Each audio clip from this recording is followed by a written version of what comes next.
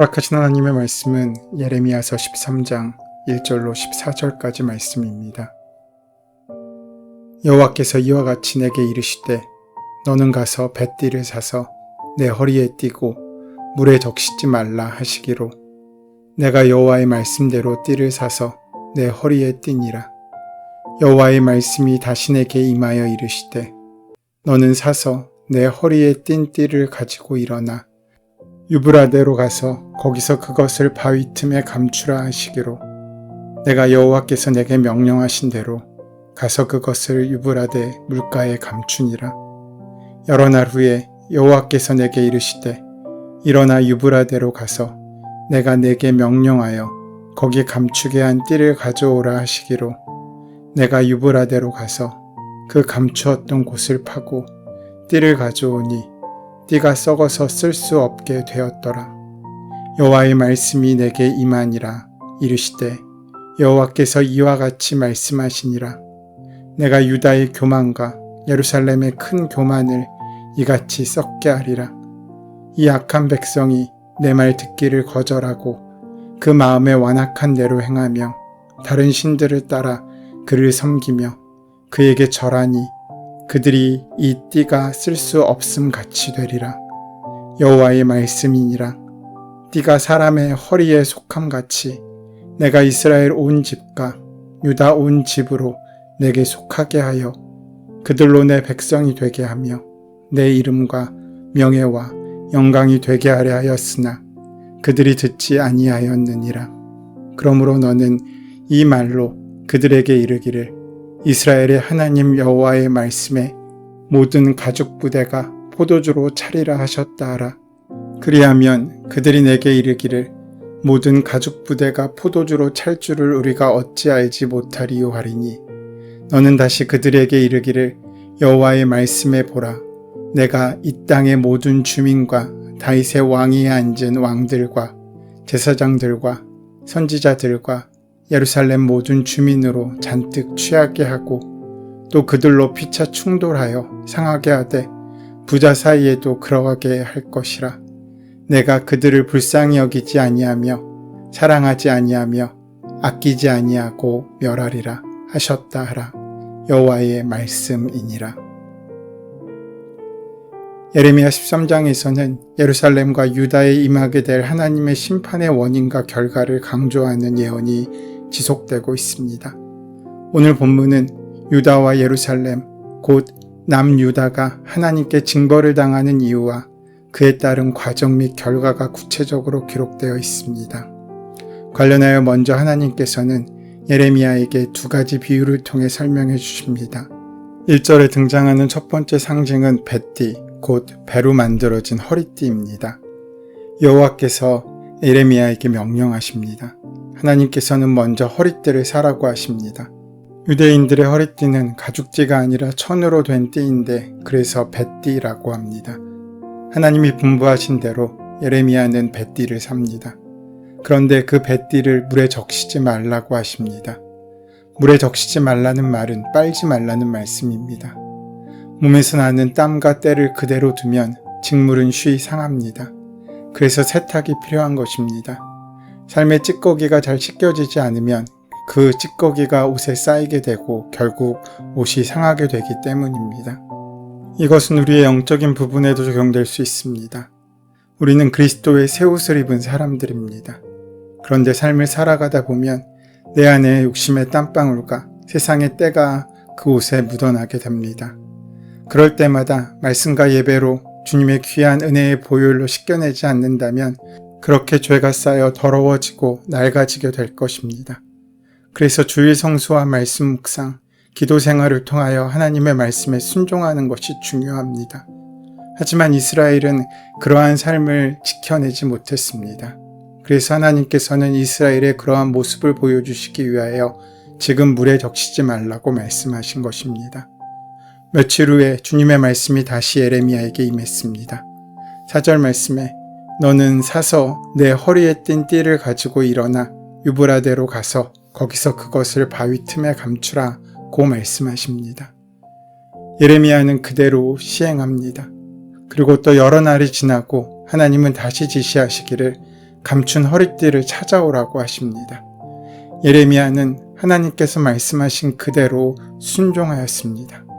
그래서 뱃띠를 찾아왔습니다. 그런데 그 뱃띠가 강가에 묻어났기 때문에 다 삭아버렸습니다. 그 띠는 이제 썩어서 쓸 수 없게 되어버린 것입니다.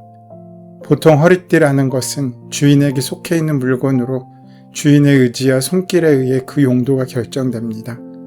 주인의 필요에 따라 사용되기도 하고 주인의 결정에 의해 용도 폐기되는 것이 바로 허리띠입니다. 남유다는 하나님께 이런 허리띠와 같은 존재였습니다. 여기서 뱃띠는 세마포로 만든 것으로 제사장이 에보드에 두르는 허리띠와 같은 띠로 보고 있습니다. 제사장이 입는 복장의 하나인 띠를 착용하라는 명령은 예레미야의 실제 행동을 통해서 유다가 이 세상에서 거룩하고 영화로운 제사장 나라로 선택되었음을 다시 한번 상기시키기 위함으로 보입니다. 뱃띠를 사서 허리에 띠게 하심으로 제사장 나라로서의 유다의 독특한 지위와 하나님과의 관계를 보여줌으로 말미암아 백성들이 영적인 경각심을 가지고 하나님을 경외하며 순종하는 삶을 살고자 하심이었습니다. 그런데 그 뱃띠를 띠되 물에 적시지 말라고 말씀하신 것은 오염된 세상의 죄에 물들지 말고 하나님의 백성으로 구별돼 살아야 한다는 말씀으로도 이해할 수 있습니다. 이렇게 하나님의 선택에 의해 하나님께 속하게 되었고 하나님의 목적에 의해 쓰임받게 되었으며 하나님에 의해 부여된 가치 아래 이스라엘 백성들이 존재하고 있었습니다. 하지만 그런 하나님의 허리띠인 남유다가 쓸모없게 된다고 하나님께서는 분명히 말씀하십니다. 그 이유가 9절에 나타납니다. 9절 말씀에 여호와께서 이와 같이 말씀하시니라. 내가 유다의 교만과 예루살렘의 큰 교만을 이같이 썩게 하리라. 그 이유는 바로 그들의 교만 때문이었습니다. 교만함은 그들을 부패하게 만들었고 그로 인해 하나님의 소유라는 정체성과 하나님의 목적을 위한 그들의 존재 이유는 사라지게 되었습니다. 그런 그들의 교만함의 실체가 10절에 자세히 기록되어 있습니다. 이 악한 백성이 내 말 듣기를 거절하고 그 마음에 완악한 대로 행하며 다른 신들을 따라 그를 섬기며 그에게 절하니 그들이 이 띠를 쓸 수 없음 같이 되리라. 그들의 교만은 하나님의 말씀을 거부하고 자기 마음대로 행하며 하나님이 아닌 다른 것들을 섬긴 것입니다. 선택받을 조건 없을 때에 선택받았고 삶의 목적을 상실할 때에 하나님으로부터 제사장 민족이라는 귀한 삶의 목적과 존재 가치를 부여받은 그들이었지만 그들은 자신의 정체성을 망각하고 하나님께 등을 돌리며 다른 우상을 섬기는 배역함을 저질러 버린 것입니다. 주인이신 하나님을 그 자리에서 끌어내리고 대신 그 자리에 자신이 원하는 것, 곧 자신들을 올려놓은 것이었습니다. 교만이란 잘난 척하고 뽐내는 건방짐으로 그 근저에는 자신의 힘이나 자신을 믿는 오만함이 깔려 있습니다. 그런 그들을 하나님께서는 뱃띠에 비유하고 있으신 것입니다. 철저히 의존적인 존재인 허리띠에 비유하고 있으신 것입니다. 하나님의 도우심 없이는 움직일 수도 없고 하나님의 뜻 없이는 결코 쓰일 데가 없는 존재들이었음을 뜻합니다. 그런 허리띠와도 같은 존재임에도 불구하고 이스라엘 백성들은 마음의 완악함, 곧 고집스럽고 악독한 본성을 따라 하나님을 거부하며 자신들이 원하는 것을 쫓는 패역한 삶을 이어갑니다. 썩어버린 띠는 하나님과의 친밀한 관계를 저버리고 다른 신들을 섬겼던 유다와 예루살렘의 교만이 빚어낸 참상을 가르치는 상징물이었습니다. 하나님의 명예와 영광을 드러내야 할 그들이 오히려 하나님의 이름을 욕되게 만들었던 것입니다. 그것은 그들의 불순종의 결과였습니다. 그런데 하나님께서는 예레미야에게 한 번에 명령하셔도 될 법한 내용을 여러 번 시차를 두고 세밀하게 명령하십니다. 그 이유가 무엇인지 생각해보면 예레미야의 순종을 백성들에게 보여주심으로 하나님의 말씀을 거부하며 범죄의 길을 걸었던 이스라엘에게 경각심을 주기 위한 것으로 볼 수 있습니다. 지금 예레미야가 머물고 있는 예루살렘에서 유브라데 강까지는 1200km쯤 되는 아주 먼 거리입니다. 이 먼 거리를 어쩌면 무의미한 듯한 보이는 일을 위해 2번이나 왕복하라는 것은 인간의 이성으로 보기에는 납득하기 어려워 보입니다. 그러나 예레미야는 이런 하나님께 항의도 하지 않고 불만도 표현하지 않고 오직 그 말씀에 순종하였습니다. 하나님께서는 이러한 예레미야의 순종을 통해 교만한 이스라엘을 향한 경종을 울리고 있으신 것입니다. 하나님이 당신의 뱃띠인 이스라엘에게 하나님의 백성으로 살라고 그 자리를 지키라고 말씀하셨는데 그들은 그 말을 듣지 않았습니다. 그래서 그들은 더 이상 쓸 수 없는 지경에 이르고 만 것입니다.